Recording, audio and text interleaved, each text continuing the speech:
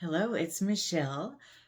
If you've noticed that I've been gone for a while, I think about 3 weeks now, I have been moving. And it's been, I guess, like every move that anybody's ever had in the history of humanity. It's drawn out and long and it sucks. And so we're now getting settled into our new home, and I'm really kind of taking my time unpacking.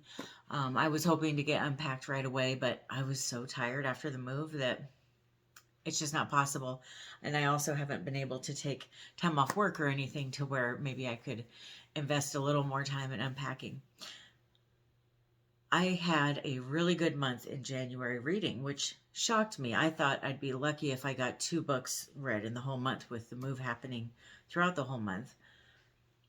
But I actually ended up reading 6 books, and I read all the way through all 6 books. I didn't DNF any of them. I enjoyed all 6 of them to varying degrees, but I had a great month reading wise, and I'm really happy about that. I think part of why I was able to get through so many books was 2 of them were completely audiobook. And that was nice because I could listen while I packed, while I cleaned, while I unpacked, that kind of thing. And I'm so excited. I am sitting here in my library, which to me is so exciting. I've always wanted to have a library, and I didn't know if I'd ever actually get to have one. And the house that we got has an extra, it's like an extra family room in it. And we don't really need a family room and a living room.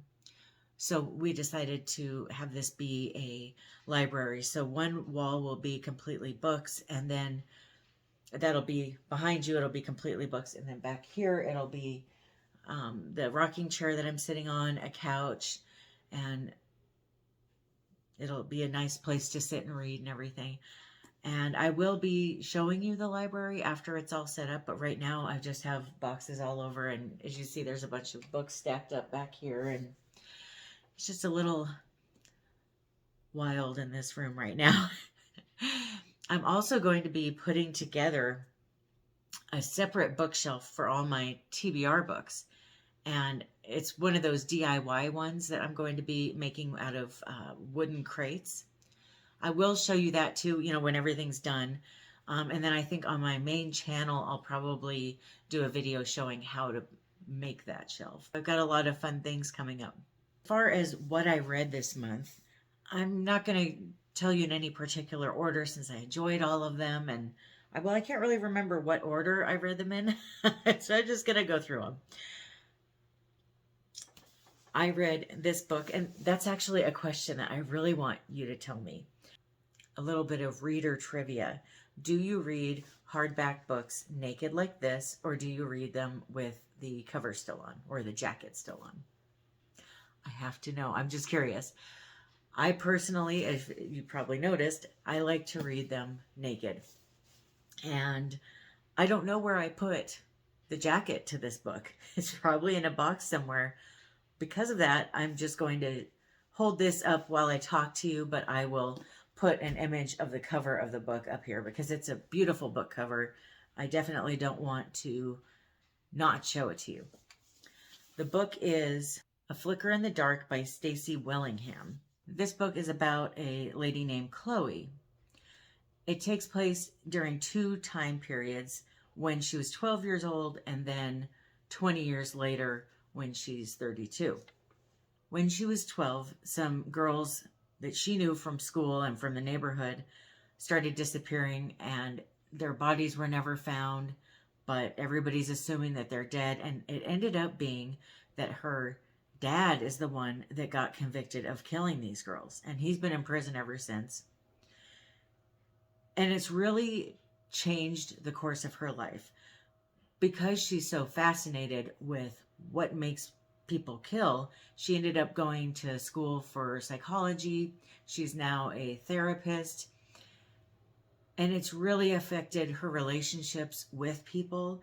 She's very quick to think that people might be up to something or might be trying to hurt her or lie to her, which I think is very natural under these circumstances. Hi, editing Michele here.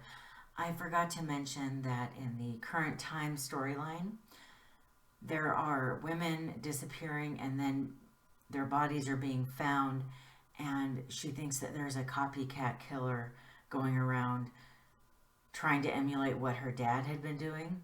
And it's really kind of messing with her head, and she's not sure who it is, and she's worried that it might be someone close to her. I feel like I really can relate to her.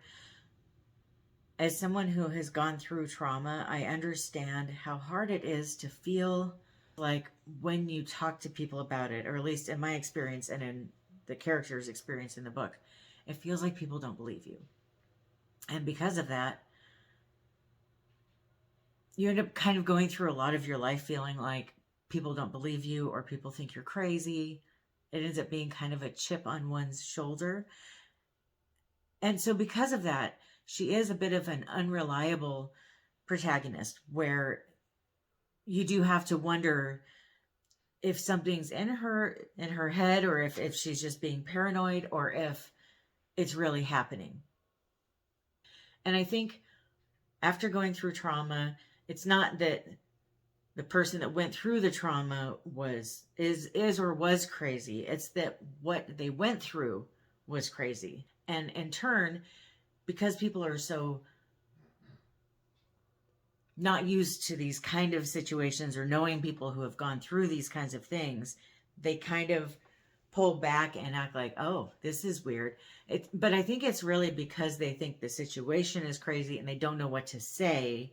Also found the book very fascinating because it does address manipulation, how easy it is for people to manipulate other people, how easy it is for us to lie to ourselves, and to think that we're the problem, that we're the cause, that we are the responsible ones for whatever. Fill in the blank there, right? I did really enjoy this book. It is a little bit slow at times. I really like getting real deep and down into the psyche of someone who has gone through something that is really severe and unusual. If you enjoy reading books that are like that, I think this is the book for you. If you're looking for something that is very fast-paced and exciting, this might not be the book for you. I did find certain parts of it to be very predictable, but there was other things that I was a little surprised to discover. If you like books that are about healing, this is the book for you. I gave it 4 stars. I also read Blacktop Wasteland by S.A. Cosby. I have the book, but I didn't actually pick up the book once. I did the whole book via audiobook. And part of it was because I was needing to listen to something while I was cleaning and packing and unpacking. But also, I love the narrator's voice. He's got this smooth as silk voice. It's a very sexy voice. And I feel like his voice and the way that he portrayed the characters helped me get even more into the story. This book is about a man named Beauregard, but his nickname is Bug. And he is a getaway driver. And he's struggling with trying to be a good dad and a good husband, but still live on the wild side of being a getaway driver. And the two aren't meshing together very well. There's a quote in this book that I thought was amazing, and that is that man can't be 2 types of beast. And so he's struggling throughout the book, trying to figure out how can he be a getaway driver, live life on the wild side and the dangerous side, but also be a good dad and a good husband. It's such a good book. It really does delve into how some people maybe really shouldn't be parents, or maybe they shouldn't be in their children's lives. Maybe it's better for the kids if they're not around. And the sad part is I think a lot of people don't realize this until they've had children. And I think that's how kids end up having parents that aren't around. This book also addresses racism in a way that is refreshing. The way that the author talks about racism and addresses it, it's just part of the storyline. It's not done in a way that feels super scripted or super like a textbook or something. It's just part of the storyline, like real life. It takes place in Newport News, Virginia, which I used to live in Hampton, Virginia. And so it kind of, I felt even more attached to it because I felt like I could picture where they were in different parts of the book. And I felt, I just love books like that where they take place somewhere that I've lived or I've been so many times that I feel very familiar with. There is a point in this book that gets very emotional, something that happens that I almost cried. I didn't cry, but I got very close to crying. It is a very action-packed, edge-of-your-seat kind of book in the sense that maybe if it was a movie, I feel like I would have sat down and felt like the movie was 15 minutes long, even though it was 2 hours long. It is very fast-paced, very exciting, very hard to put down or stop listening to in my case. I did find out that this is being made into a movie, and I can't wait to watch it. I want to see who plays Beauregard, and actually a bunch of the characters. I can't wait to see who plays them. Of course, I have my own cast in my mind that I already have assigned to the different roles. And so S.A. Cosby is very quickly becoming one of my favorite authors. I read Razorblade Tears and absolutely loved it. It was my favorite book of 2021. So I decided to go ahead and give his first book a try. And I really enjoyed this one too. I'm really struggling on what rating to give it because I liked Razorblade Tears more. But this book was very, very good too. I think it still deserves 5 stars as well. I listened to Missing You by Harlan Coben. And this book is about a woman named Kat who is a detective. And a boy contacts her, a teenage boy, and he tells her that his mother is missing and he needs her help finding his mother, that no one else will help him look for her, and it's got to be her that helps him find his mother. She decides to dip her toes into the water a little bit and see what she can find, and she ends up in quite the whirlwind of not just trying to find his mother, but coming to terms with different things with her parents, and also an ex-fiance that she's never quite got over. It was a really good book. It was very fast-paced. I was thinking about it when I wasn't listening, and I really enjoyed it. I hope that they do make it into a movie. I don't think they have, but I hope they do. I know Harlan Coben's books have been made into quite a few movies and series on Netflix, so I'm hoping that this will be there soon. And I give this one 4 stars. As part of AJ Dunn's book club, I read The Talented Mr. Ripley by Patricia Highsmith. And as you see, I got a used copy. This used to be a library book, and I like to leave library stuff on books. I don't take it off because I love old library books. This book is about, I guess you would say, a con man, a sociopath, Tom, and this book takes place in the 50s.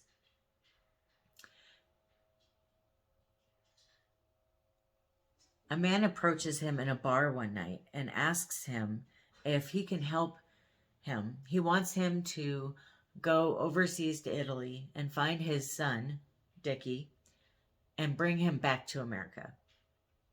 And Tom doesn't have any family. He's very lonely and he doesn't have much going on. And he thinks, oh, yeah, okay, I'll go ahead and let this rich guy pay for me to go overseas. And he kind of has in his mind that he might not be coming back. He might stay overseas. He goes over there, he finds Dickie and tries to befriend him. I don't want to give away much else beyond that. I found none of the characters in this book to be particularly likable. I didn't feel attached to anyone in the book. I really enjoyed the book, though. I really enjoyed the author's writing.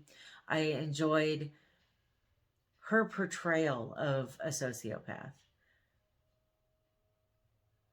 I don't think that we get that deep of a look into the mind of a sociopath very often, and it was just very interesting to read about how blasé Tom was about different things that he had done to people and having no remorse about things and just moving on, just not feeling bad at all, not thinking about things anymore, just trying to do what he needs to do to survive and not go to jail. It was also fun to read about different parts of Europe. This ended up actually being a series of books, and I am wanting to read the next book in this series. I don't know when, though. I have so many books already in my TBR stack. It might be a while, but I am putting it on a wish list. Now, I did watch this movie years ago, and I really enjoyed it.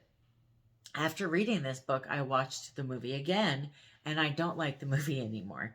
For me, the parts of the book that were very important, I felt like weren't in the movie, or I also felt like they changed different things that gave a different feeling or a different tempo to the storyline. And now I don't like the movie at all. I didn't even finish it. It was just driving me nuts how many changes there were in my mind. I wouldn't have made the movie the way it was if I were to make a movie based on this book.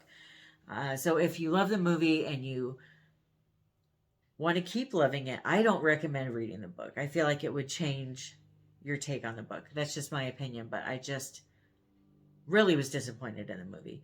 But then again, aren't we always disappointed in the movie as opposed to the book? I give this book 4 stars. And I feel bad. I really didn't have time to interact with anyone in the book club while reading this book. I was just so entwined in my move that I didn't have a chance to talk to anyone about the book. But I'm hoping in February, when I read the book for February, that I can actually chat with people about my thoughts. And I have a goal of reading 12 classics this year, 1 each month, maybe 2, you never know. I don't know if you consider The Talented Mr. Ripley a classic or not. If you do, then I read 2 classics this month. But the one that I had assigned myself to read in January was Little Women by Louisa May Alcott. This is a very long book. Let's see. It's 777 pages long. So it's definitely a long book. I think it took a week to read it, maybe a little bit less. I got pretty into it pretty quick. I really enjoyed the book. It's a coming-of-age story about 4 sisters during the Civil War. I'm assuming that most of you know the story, whether you've read the book or seen one of the movies. I really enjoyed Amy's letters that she wrote when she was abroad. And if I were to have a favorite of the sisters, of the March sisters, I would say that it would be Amy. I loved all the sisters, really, in different ways. But Amy, in my opinion, had the most growth as a person. And that's what made me like her the most. That's what made me feel like she was my favorite. Although my favorite character is Marmee. Marmee is very wise, and she holds her tongue a lot when it comes to giving her daughters advice. She doesn't seem to have preconceived notions as to who she wants them to be. She lets them be who they want to be and who they are. And she really wants to instill independence in them, which that's pretty great during that day and age. Not very many women had an independent spirit. And I love that she nurtured that in them. And she was a very nurturing character. She did remind me of my own mom in a lot of ways. And she reminded me of my grandma too.